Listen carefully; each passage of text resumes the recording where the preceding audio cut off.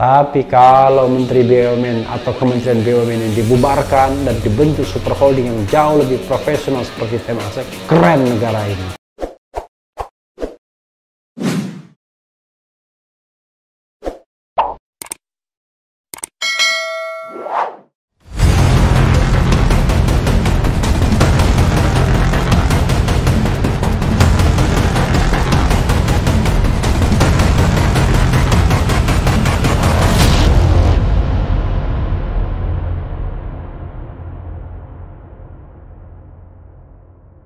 Assalamualaikum warahmatullahi wabarakatuh, Sobat RH sekalian.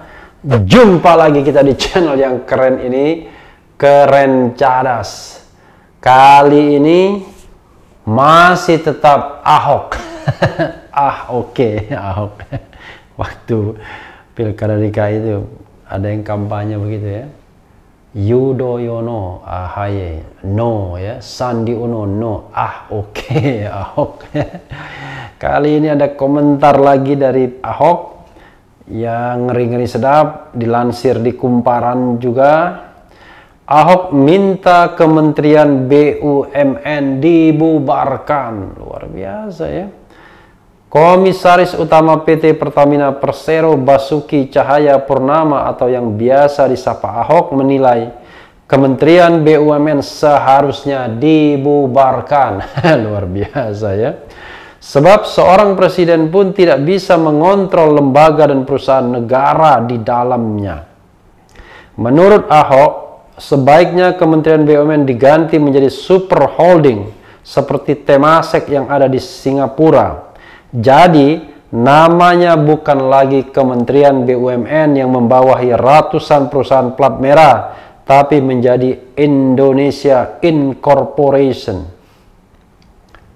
Ya, Kementerian BUMN harus dibubarkan sebelum Pak Jokowi turun sebetulnya. Kita harus sudah ada semacam Indonesia Incorporation seperti Temasek.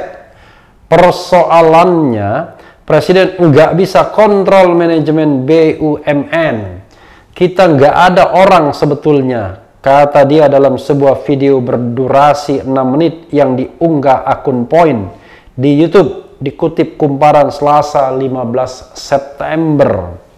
Dikonfirmasi maksud ucapannya dalam video tersebut, Ahok hanya menjawab singkat, dengar sendiri saja, kata dia kepada Kumparan. Sedangkan juru bicara Kementerian BUMN Arya Sinulinga merespons ucapan Ahok dalam video tersebut bahwa saat ini prioritas pemerintah bukan membentuk super holding, tapi membangun klaster dan subholding BUMN sesuai dengan bisnis inti.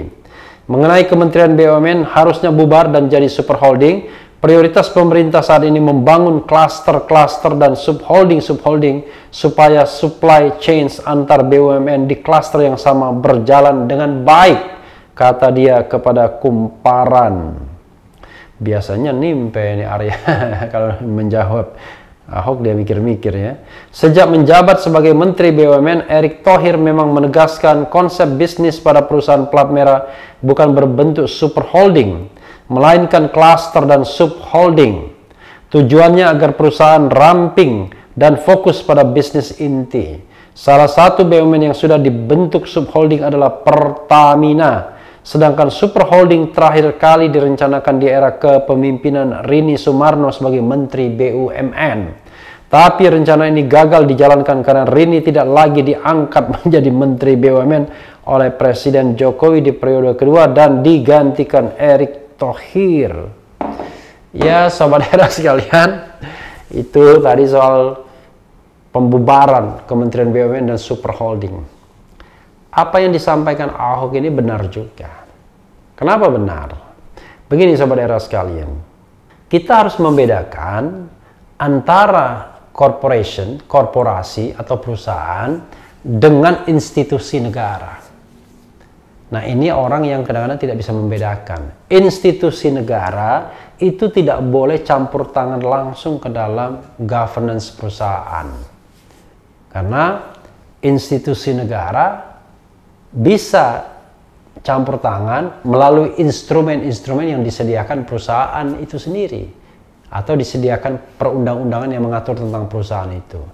yaitu ya undang-undang perseroan terbatas misalnya, yang mengakui 3 institusi, yaitu Rapat Umum Pemegang Saham atau RUPS, Dewan Komisaris, dan Dewan Direksi. Karena pemerintah atau negara memiliki saham mayoritas di BUMN, maka dalam RUPS itulah dia bisa menentukan hal-hal yang sangat strategis. Termasuk mereka mengangkat pengurus, baik Dewan Komisaris maupun Dewan Direksi. Tapi setelah perusahaan itu berjalan sehari-hari, ya harusnya memang pemerintah tidak boleh campur tangan. Harus dibedakan antara government action ya dengan corporate action. Jadi government action itu tidak boleh langsung kepada inti BUMN, apalagi kalau badan usaha milik negara itu bersifat terbuka. Tapi selama ini kita tahu tidak ada yang namanya perangkat BUMN itu adalah menteri, staf khusus, lalu deputi. Tidak ada. Yang ada adalah Rapat Umum Pemegang Saham. Nah, hanya memang Sobat Era sekalian, ketika BUMN itu belum terbuka, 100% sahamnya masih milik pemerintah, milik negara, bukan milik pemerintah sesungguhnya. Karena BUMN itu badan usaha milik negara, bukan pemerintah. Pemerintah adalah orang yang dikuasakan oleh negara. Negara itu suatu totalitas ya. Ada rakyat di sana juga. Nah, pemerintah ini diwakili oleh Menteri BUMN, dan Menteri BUMN itu dalam BUMN yang masih tertutup dia bisa menjelma sebagai RUPS setiap saat. Jadi kalau BUMN seperti Pertamina misalnya, ya at any time bisa mengganti pengurus Pertamina kalau Menteri Erick Thohir mau. Cuman masalahnya bukan soal mau tidak mau, tapi berani apa nggak berani. Karena kalau untuk kelas Pertamina, kalau tidak ada endorsement dari RI1 rasanya nggak mungkin. Atau endorsement dari cukong-cukong ya bisa juga. Ketika misalnya Dirut Pertamina ini bertahan, wah itu luar biasa ya. Berarti sponsornya kuat juga, backupnya kuat juga. Padahal Menteri Erick Thohir sudah berusaha mencari penggantinya. Masa tidak ada orang yang lebih baik daripada Dirut sekarang? Tapi kalau Dirut sekarang backupnya kuat, ya memang susah juga. Atau jangan-jangan Menteri BUMN sendiri yang membackupnya, coba tidak tahu. Jadi terbalik logikanya. Istana melalui Ahok ingin mengganti, misal ya, makanya Ahok mengeluh kan dalam video yang lainnya. Tapi rupanya Erick Thohir ingin mempertahankan. Wah hebat nih kalau dalam power struggle ini yang menang adalah Menteri BUMN. Tapi sekali lagi kalau kita bicara tentang governance ya, good corporate governance, maka hanya RUPS itu yang boleh mengintervensi perusahaan. Selebihnya ya nggak boleh mestinya, apalagi surat edaran. Tapi ya orang nggak paham tentang governance. Kalau surat edaran itu produk hukum yang tidak mengikat sesungguhnya. Jadi dia harus memasukkan itu di dalam Rapat Umum Pemegang Saham. Ada cara lain untuk mengikat, yaitu dengan peraturan menteri. Tapi jangan lupa, peraturan menteri itu regulasi yang bersifat umum yang bisa di judicial review oleh pihak-pihak di luar BUMN. Jadi agak riskan juga. Karena itu yang paling tidak riskan adalah memberikan keputusan dalam Rapat Umum Pemegang Saham. Nah, Sobat Era sekalian, masalahnya adalah kadang-kadang kan sehari-hari perusahaan tersebut mungkin jalannya tidak baik. Memang pemerintah setelah RUPS menyerahkan urusan pengawasan kepada Dewan Komisaris. Tapi Dewan Komisaris kadang-kadang juga dilewati oleh kementerian. Nah, kementerian sebenarnya tidak boleh intervensi langsung, karena saya katakan tadi institusi tidak boleh mengintervensi perusahaan. Tapi kan susahnya adalah orang kalau berkuasa tuh sering sekali menabrak aturan-aturan, menabrak pakem-pakem peraturan-peraturan yang ada. Ya karena merasa berkuasa, jangankan Menteri BUMN, dayang-dayangnya saja merasa berkuasa dan berhak memanggil direksi atau komisaris dan lain sebagainya. Padahal tidak boleh, karena mereka kan bukan institusi di dalam perusahaan, bukan RUPS, bukan Dewan Komisaris, bukan pula Dewan Direksi. Karena itu, kalau idenya membentuk super holding, secara teoritis ya benar. Jadi super holding itulah yang memiliki semua saham seluruh BUMN di Republik ini. Jadi ada super holding, ada sub holding.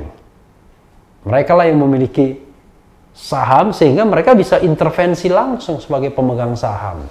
Negara tidak boleh langsung karena negara itu harus intervensinya melalui RUPS karena government action sama corporate action harus dibedakan. Tapi kalau dia berbentuk super holding, maka semuanya adalah corporate action.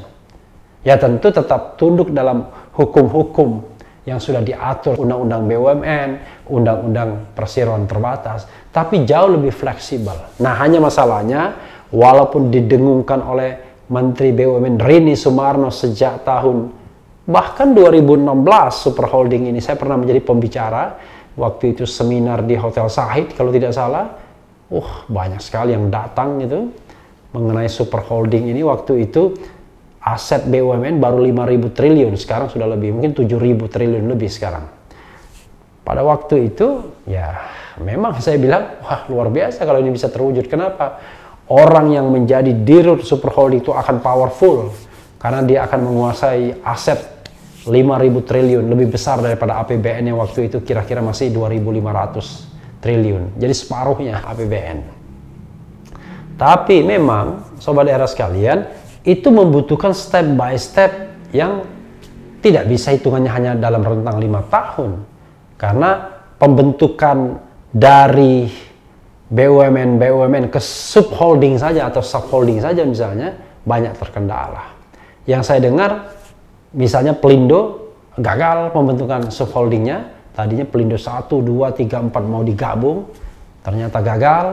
Juga BUMN Karya mau digabung, ternyata sepertinya kurang berhasil juga, padahal biaya yang dikeluarkan sudah banyak. Ya terutama biaya para konsultan hukum kah dia, konsultan keuangan kah dia, konsultan manajemen kah dia, dalam rangka bagaimana membuat subholding tersebut, dan tujuan akhirnya ada super holding. Tapi Rini Sumarno kan tidak dipakai lagi di periode kedua ini. Dan mungkin juga Presiden Jokowi sudah berubah pikiran. Tidak mau bicara super holding, tapi bicara saja yang namanya cluster dan subholding. Ya, siapa sih yang mau kehilangan kekuasaan yang begitu menggiurkan sebagai Menteri BUMN misalnya. Karena kalau dia super holding, lebih ribet lagi kontrol negara terhadap super holding tersebut. Menteri kepada Presiden lebih gampang. Tapi kalau dirut super holding kepada presiden, itu tentu ada kaidah-kaidah yang harus dipatuhi karena mereka bukan dalam satu kabinet. Kalau menteri jelas membantu presiden, tapi dirut super holding bukan pembantu presiden. Tidak bisa dia sembarangan, misalnya presiden memanggil dia untuk mensukseskan kampanye pada periode kedua, tidak bisa. Jadi sobat daerah sekalian, apa yang dikatakan Ahok tersebut itu sudah merupakan ide yang pernah digelindingkan jauh sebelumnya dan terakhir oleh Menteri Rini Sumarno, tapi belum terrealisasi dan saya tidak tahu apakah bisa terrealisasi atau tidak. Tapi kalau Menteri BUMN atau Kementerian BUMN yang dibubarkan dan dibentuk super holding yang jauh lebih profesional seperti Temasek, keren negara ini. Cuma kalau dengan perilaku korupsi, KKN, ya, korupsi dan nepotisme, apakah bisa ada super holding semacam itu?